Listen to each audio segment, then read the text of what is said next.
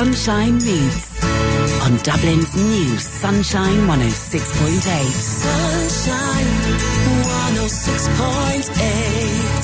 Sunshine 106.8. Welcome back. We're in the second hour of Sunshine Meets with my special guest, Dr. Patrick Treacy. Before the news, we listened to Nessun Dorma by Pavarotti. Patrick, you met Pavarotti on how many occasions? Oh, well, I met him on a few occasions. I suppose I had a VIP pass back in Hyde Park in July 2001. Actually, that was a wonderful week. I was in Munich the night afterwards watching U2, but that was a wonderful weekend. He duetted with the Italian soprano Annalisa Rapagliosi at the period, and it was absolutely beautiful weather, which contrasted so much with his rain-soaked performance in the same venue with the Prince and Princess of Wales 10 years before that. I met him sort of backstage, and it was wonderful. I always had a soft spot for Luciano. Not only, I suppose, was he such a wonderful talent, but he also exhibited such wonderful humanitarian virtues, and he ran a lot of charity concerts in his hometown Modena. Modena is up in the north of Italy, almost where the Ferrari tracks are and where Ferrari's made.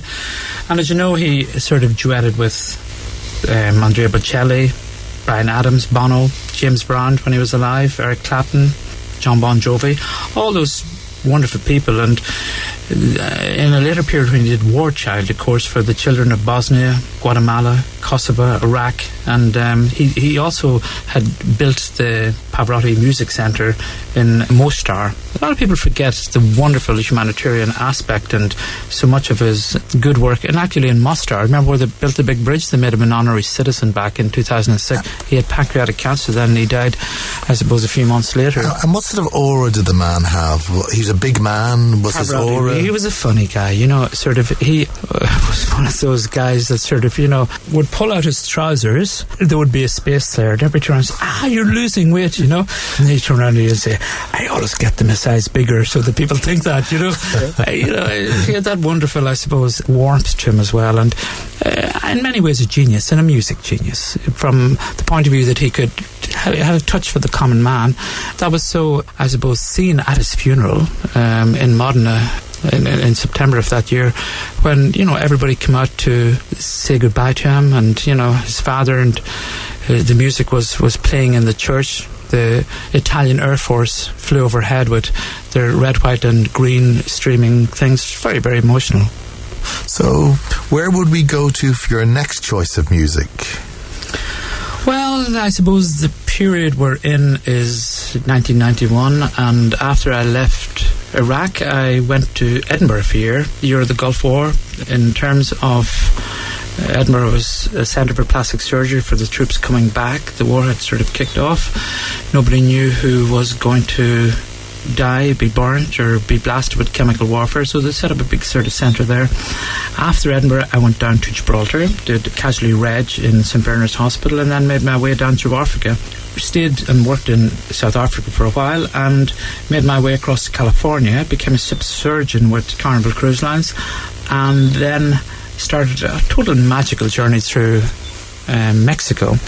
Our ship came in at Puerto Vallarta, at Cabo San Lucas, and at Mazatlan, and made my way across Mexico, and picked up the ships again in Miami, worked in the Caribbean. I must say I absolutely love the Caribbean, particularly the islands of Jamaica. Haiti was only up the road about 120 miles. I hadn't visited that period, but almost the same type of, I suppose, background in those islands as Hispaniola. If you can imagine, in 1492, when Christopher Columbus arrived, the Arawak Indians, you know, sort of populated these islands with an absolutely high standard of life and culture, and the Spanish certainly weren't very appropriate to them in the period, but in a later period the slaves came.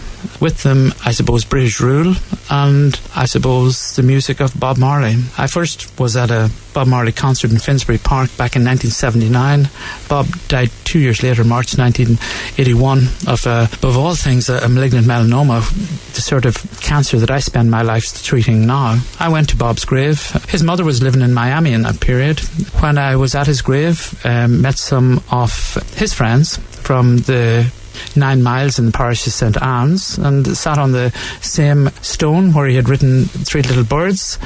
I suppose in some ways, like the music of Africa, it gets into your soul, the music of Jamaica gets into your soul as well. So the song that I'd like to play would bring back memories to me of that period is certainly Jammin by Bob Marley. I have to also say, I saw one of your YouTube videos when you went down to Bob Marley's dwellings, and I was very interested at the time. You picked up a taxi and you said that there was 2 types of taxis in Jamaica, one with the red signs and one that was helping the locals. And when you got into the taxi, it seemed that the taxi driver was should we say full of marijuana, and the doors were falling off. Were you not scared driving along the roads and the coast? Right back to where I started. Well, there's no doubt about it. Yes, I've been very lucky that I've been able to record most of, I suppose, my life, my adventures, my memories, and I've converted them into different videos. And I suppose between one thing and another, between my television interviews, between my travels, there's as many as 700 YouTube videos up there on me. And they're brilliant, Patrick. Well, thank you. Absolutely superb. Some of them have up to 500,000 viewers. You know, I did one on Cameron in New York. I did one on Nelson Mandela's 90th birthday party, and I think it has got about 650,000 viewers.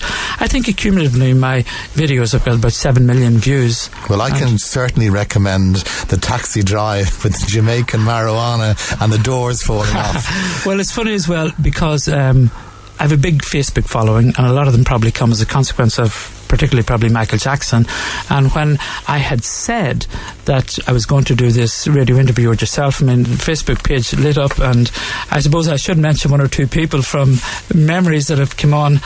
Richard Lloyd in Chichester was with me on that trip to Bob Marley's grave, and he says, you know, sort of, don't forget me. And also, I suppose, in Colorado Springs, Terry Hewitt, and I had also promised, of course, that a young girl, Maya Coppin in Tbilisi in Georgia. Facebook is wonderful that way. People you've met in previous lives, you can immediately, you know, sort of connect with again. And she'd asked me if I was playing Nessa and Dorma, that I would play it for her. Oh, that's good, but I must point out your Facebook page is like a daily almanac of what's going on in the world. It is to an extent. Anyhow, let's go to your next choice of music, and that is Jammin by Bob Marley. Ooh, yeah.